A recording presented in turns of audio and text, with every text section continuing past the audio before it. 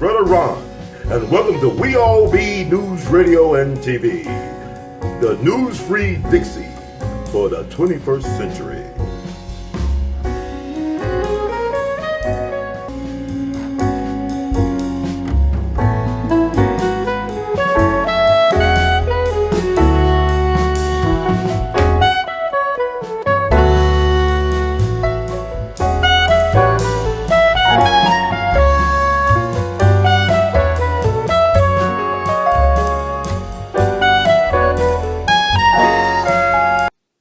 All right, so what do you think about? I mean, I met police officers. Somebody raised this point in the chat.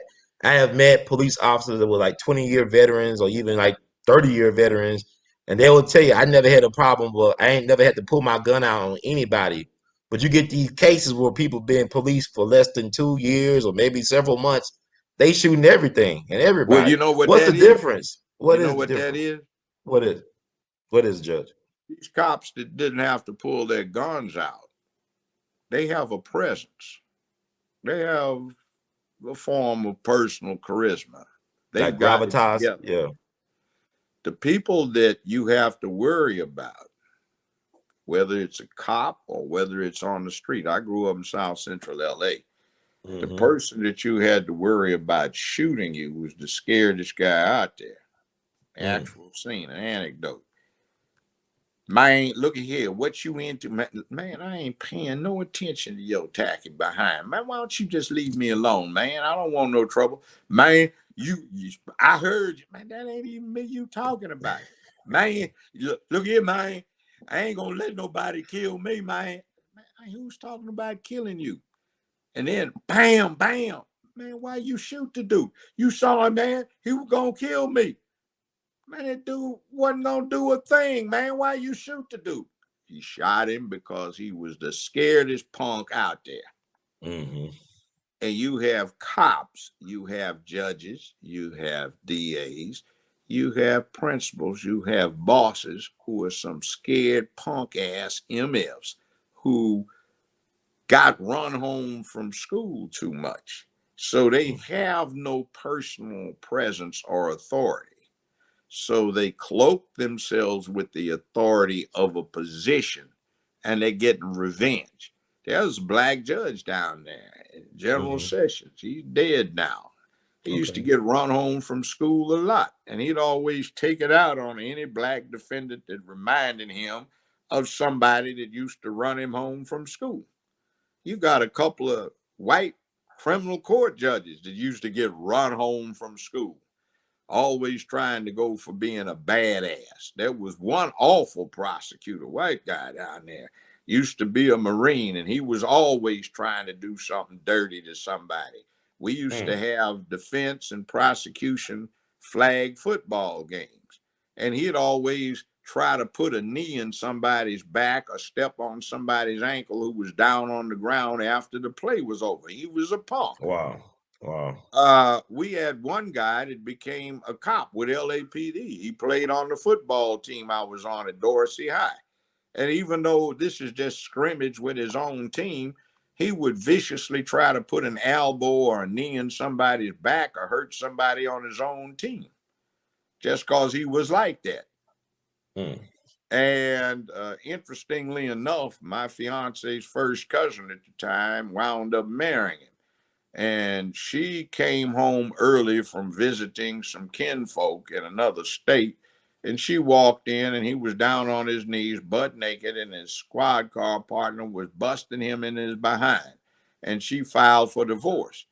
So some months later, this punk had some of his boys break in, rape his estranged wife, and break both of her arms. See, they like that.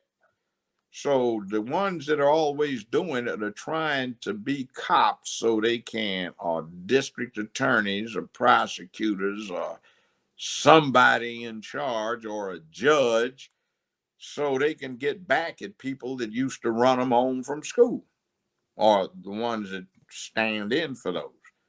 So it's a punk play.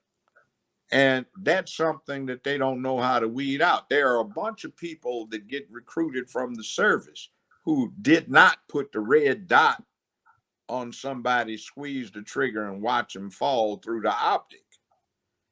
they wanted some action. So they want to come back and be cops so they can get a trophy that they can put up on their den wall. Now, those are the bad ones. Sometimes somebody's got to do what he's got to do. But a lot of times you have cops who've never pulled a gun on anybody, white and black. And it isn't just a white thing. See, with the white ones that will shoot you, they come from a background that is in some eerie way similar to those who are trying to save you.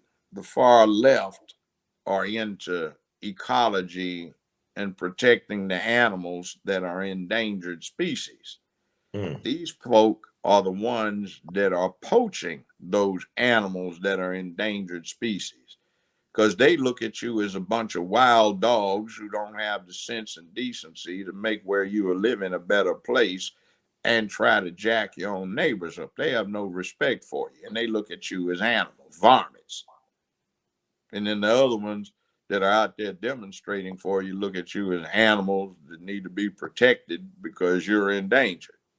That's right. See, two sides of the same coin. Interestingly, I ran across the article and I posted it on Twitter. While the jury is out deliberating, you got BLM and Antifa folk getting pizzas with the far rights, and they're out there sharing pizzas. Wow. Two sides of the same coin.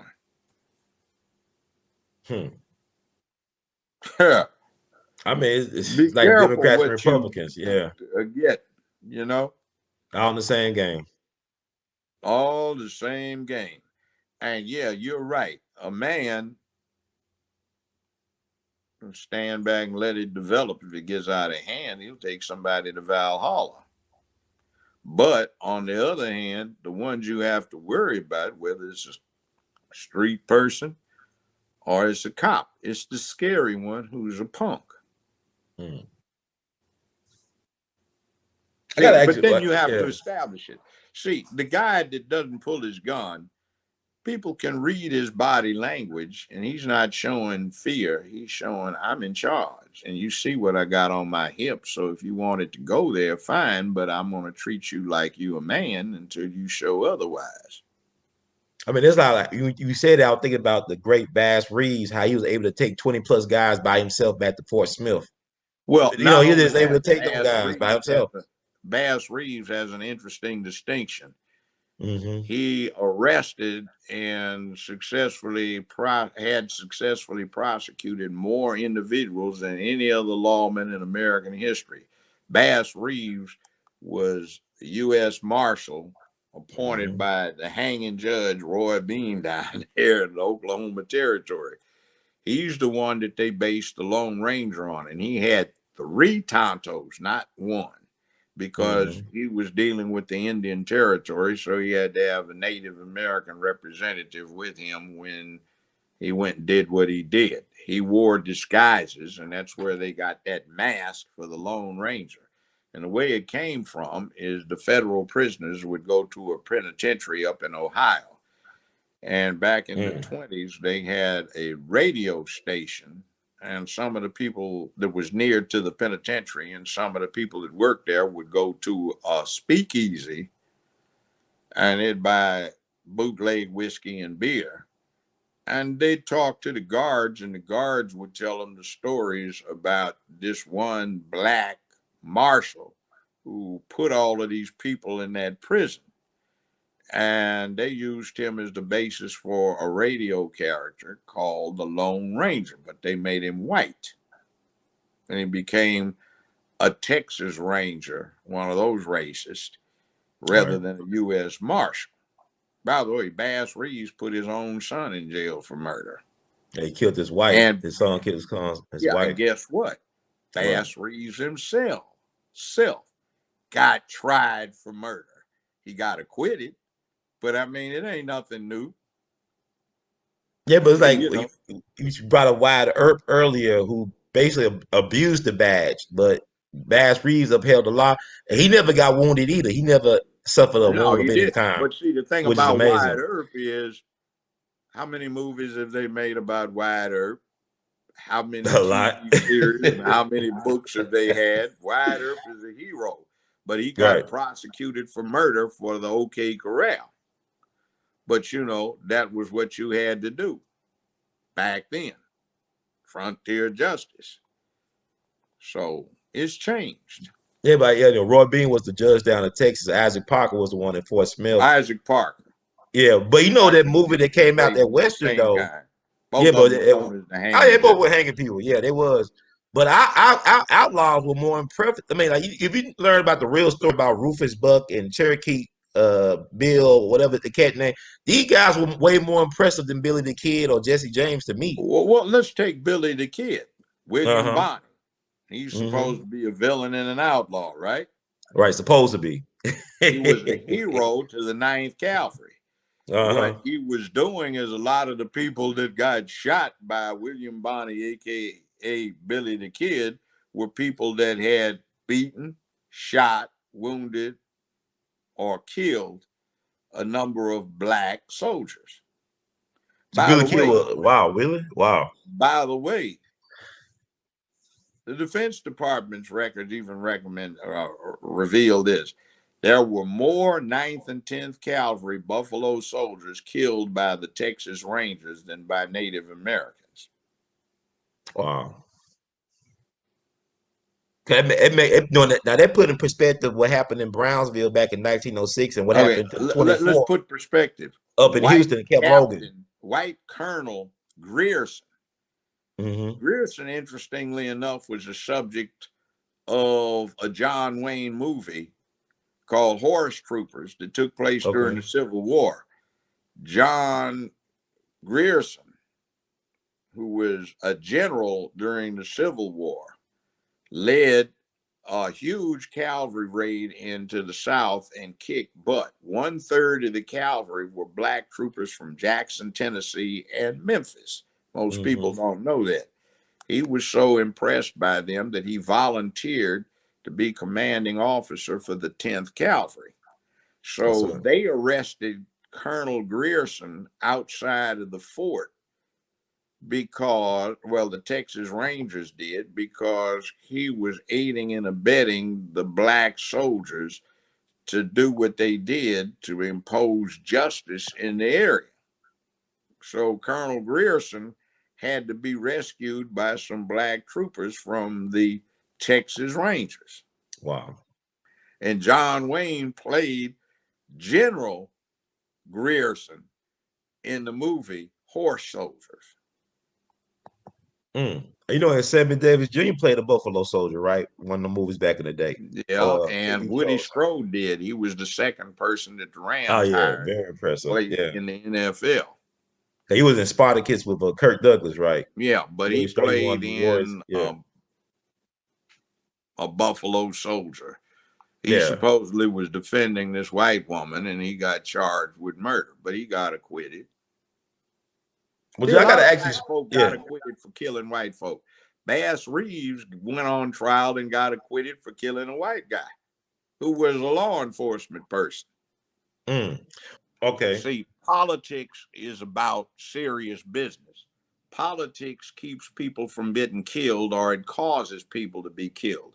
Clausewitz, Prussian General Clausewitz, wrote Von Krieg, or On War. And he said, war is but the ultimate extension of the political process. War being primarily a political instrument. One should exhaust all nonviolent political instruments before one resorts to the instrumentality of war. Black folk, we need to understand that we're too much into our emotions, likes and dislikes.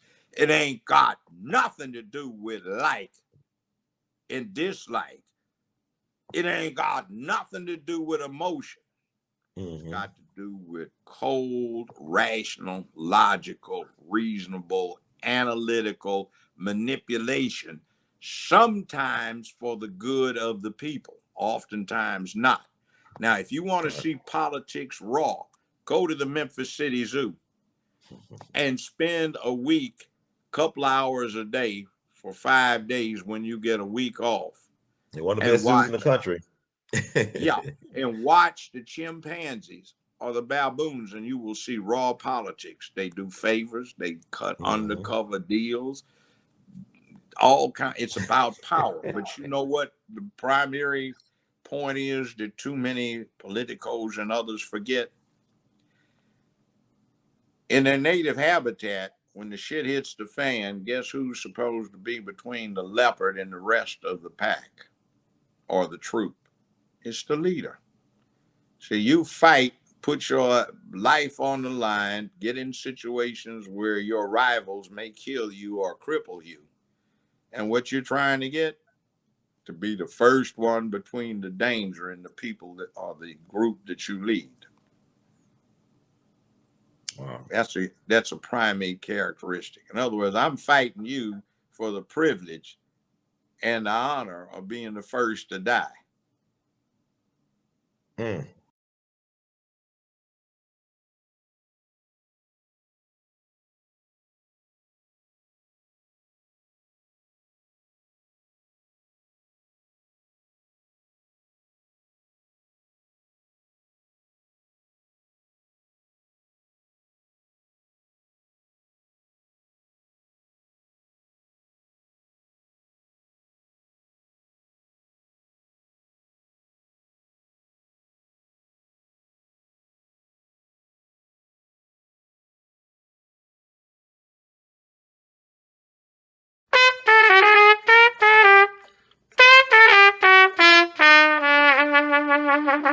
Hey, everybody, this is Brother Ron. I am asking you all to do me a big favor. Think about supporting the We All Be movement. Your donation is tax deductible. The We All Be Group Incorporated is a recognized 501c3. And I'm just asking you all because I want to keep on bringing y'all quality work through the way that I know how to do best. And I'm going to sing my praises and toot my horn. A lot of y'all were not hip to Dick Gregory until Brother Ron brought him on the We All Be platform, until that jingle review we did. Y'all seen another side of Judge Joe Brown, and Judge Joe Brown's message has been amplified. But it was We All Be that brought Judge Joe Brown to y'all back in 2014. And so many others. And we covered so many things. So help us out so we can help you all. Peace.